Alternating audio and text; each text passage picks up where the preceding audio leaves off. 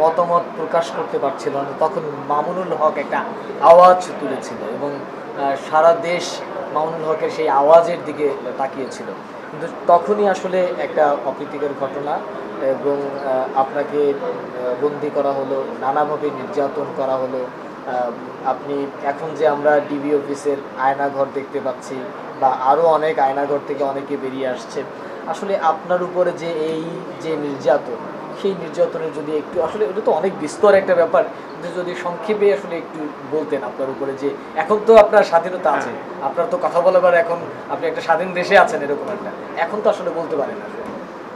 আমাদের উপরে আসলে যেই নির্যাতনটা হয়েছে এটা প্রচলিত অন্য সকল নির্যাতন থেকে একটু ডিফারেন্ট টাইপের যেটা হয়েছে।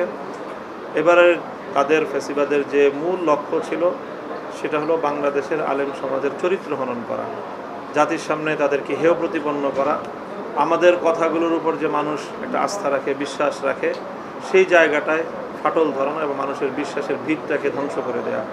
এটা ছিল আমাদের উপর সবচেয়ে বড় যে টর্চারটা, মানসিক মেন্টাল টর্চারের মাধ্যমে আমাদের একেবারে সম্পূর্ণ মানসিকভাবে বিপর্যস্ত করে তোলা, এটাই ছিল সরকারের আমাদের উপর বিশেষভাবে তাদের টার্গেট। সেই সঙ্গে দীর্ঘ কারা নির্যাতনের মাধ্যমেও একটা মানসিকভাবে আমাদেরকে দুর্বল করে দেওয়াটা ছিল তাদের বড় টর্চার এবং বড় নির্যাতন। তো আলহামদুলিল্লাহ, আল্লাহ পাকের অশেষ মেহেরবানি, এদেশের মানুষ আমাদেরকে সাহস জুগিয়েছে। আমি এই দীর্ঘ 3টা বছরে একেবারে গ্রেফতারের পর যে রিমান্ড নির্যাতন ছিল, প্রায় 40 দিনের মতো আমাকে রিমান্ডে রাখা হয়েছে এবং রিমান্ডেও আমাকে দীর্ঘ একটা সময় সম্পূর্ণ একা রাখা হয়েছে। আমার সাথে কারো দেখা সাক্ষাৎ, কোনো ধরনের যোগাযোগ, অন্য বন্দীদেরও যোগাযোগের কোনো সুযোগ ছিল না। আমাকে সম্পূর্ণ একা একটা জায়গায় আবদ্ধ করে রাখা হতো। তো এইভাবে মানসিকভাবে সকল দিক থেকে আমাকে পর্যুদস্ত করে একটা ভীত সন্ত্রস্ত মানুষ, আত্মকেন্দ্রিকতায় যেন আমি চলে আসি, এরকম একটা আয়োজন তাদের ছিল। তো আলহামদুলিল্লাহ, আমি সেই সময় থেকেই যখনই মানুষের সম্মুখীন, মানুষের সামনাসামনি হওয়ার কোনো সুযোগ হয়েছে, কোর্টে নিয়েছে, কোর্ট থেকে কারাগারে নিয়েছে, এই সময়টায় মানুষের কাছাকাছি মানুষ আমাকে দেখতে পেরেছে। তো সেই সময় মানুষের যে একটা উচ্ছ্বাস, মানুষের যে আমার প্রতি একটা সমর্থন, মানুষের যে আমাকে একটা সাহস প্রদান, এই ব্যাপারটা অভূতপূর্ব ছিল। আল্লাহ পাক রব্বুল আলামিন মানুষের অন্তরের মধ্যে সেই ভালোবাসা এবং সেই আস্থা তৈরি করে দিয়েছিলেন বলেই মানুষ, সর্বশ্রেণীর মানুষ, এমনকি সরকার দলীয় অনেক লোকজনও তারা সরকারের নির্যাতন এবং জুলুমটাকে তারা ভালো চোখে দেখেনি এবং বহু মানুষ এ কারণে সরকার দলকে, আওয়ামী লীগকে, ফ্যাসিবাদী দলকে তারা ত্যাগ করেছে, এমন অনেক অসংখ্য ঘটনা আমাদের জানা আছে।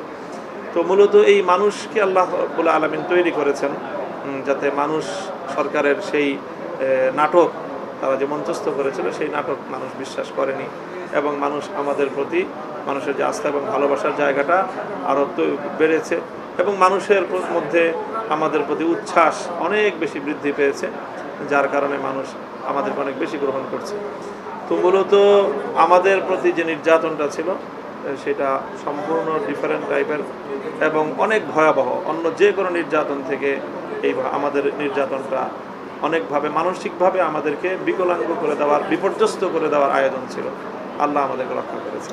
আচ্ছা, আপনি কি এই সময়টায় কোনো ট্রমাটাইজের মতো, কারণ এটা তো আসলে একটা মানুষের জীবনে এই ধরনের একটা ব্লেম কিন্তু খুবই তাকে মানসিকভাবে একদমই ভেঙে দেওয়ার মতো, তো আসলে এই সময়টা আপনি কীরকম আসলে কাটিয়েছেন? এই সময়টার যে ভয়াবহতা সেটা আসলে আমি ভাষায় ব্যক্ত করতে পারবো না। শুধু এতটুকু বলি যে আমি যখন নিজের ব্যক্তির শারীরিক সুস্থতার প্রয়োজন মানুষকে ঘুমাতে হয়, ঘুমটা হলো মানুষের জন্য অনেক বড় এই বিষয়, মানুষের স্বাস্থ্য সুরক্ষার জন্য। তো ঘুমিয়ে পড়লেও আমার কাছে সবসময় অনুভব হতো ঘুমের মধ্যেও যেন আমার বুকের উপর একটা অনেক ভারী একটা পাথর যেন চেপে আছে। যখনই ঘুম ভাঙতো, সকালে হোক, রাতের বেলায় হোক, দীর্ঘ কোনো ঘুম হতো না, 1 ঘন্টা 1.5 ঘন্টা সর্বোচ্চ একসাথে ঘুম হতো, আবার ঘুমাতাম। এই ঘুম থেকে জাগ্রত হলেই মনে হতো রাজ্যের সকল বোঝাগুলো যেন একটা পাহাড় যেন আমার বুকের উপর চেপে আছে। এরকম একটা ট্রমার মধ্যেই আমার পূর্ণ সময়টাই কেটেছে, একেবারে শুরু থেকে শেষ পর্যন্ত 3টা বছর এই নির্যাতন এবং এই মানসিক যন্ত্রণার কল্পনা করলেও আজও আমার গা শিউরে ওঠে এবং আল্লাহর দরবারে শুকরিয়া আদায় সেজদা বন্ধ করি। পারিবারিক সাপোর্টটা আসলে কিরকম পেয়েছে? হ্যাঁ, আলহামদুলিল্লাহ আমার এই ক্ষেত্রে আমার পরিবার আমাকে অভূতপূর্ব সহযোগিতা তারা করেছে, আমার পাশে দাঁড়িয়েছে, আমাকে সাহস জুগিয়েছে। আমার ফুল ফ্যামিলি, আমার পূর্ণ পরিবার, আমার সন্তানরা, আমার স্ত্রী, আমার বোনেরা, আমার ভাইয়েরা, আমার বোনরা, আমাদের পরিবারটা রক্ষণশীল পরিবার। তারা কখনোই এই আদালত পাড়া, কোর্ট কাচারি, তারপরে এই জেলখানা ইত্যাদি এগুলোতে যে অভ্যস্ত না, কিন্তু এই সময়টাতে আমার সেই সকল পর্দানসীন আমার স্ত্রী, আমার বোনেরা, তারা ঘন্টার পর ঘন্টা সেখানে গিয়ে দাঁড়িয়ে থাকতো আর আমাকে সাহস জোগাতো। তো আলহামদুলিল্লাহ তাদের এই অনুপ্রেরণাটা আমাকে অনেক বেশি শক্তি জুগিয়েছে।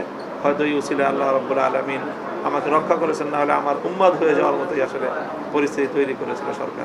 দেশের মানুষও তো আসলে আপনার সমর্থনে ছিল এবং দেশের অধিকাংশ মানুষই বিশ্বাস করতেন যে আসলে এটা আপনাকে কোনোভাবেই আসলে এটা আপনাকে ফাঁসানো হয়েছে।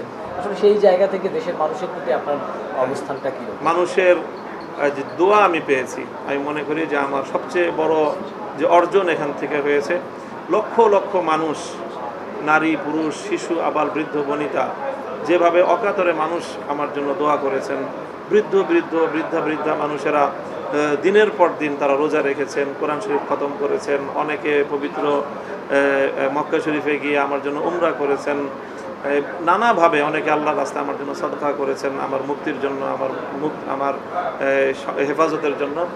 তো এইভাবে গোটা দেশবাসীর প্রতি, সারা পৃথিবীর সকল প্রবাসী মুসলমান বাঙালি মুসলিম কমিউনিটির প্রতি আমি কৃতজ্ঞ যে তারা এই সময়টা আমাকে অভূতপূর্ব একটা সাপোর্ট তারা দিয়েছেন, যে কারণেই আল্লাহ, যে উসিলায় আল্লাহ আমাকে রক্ষা করেছেন।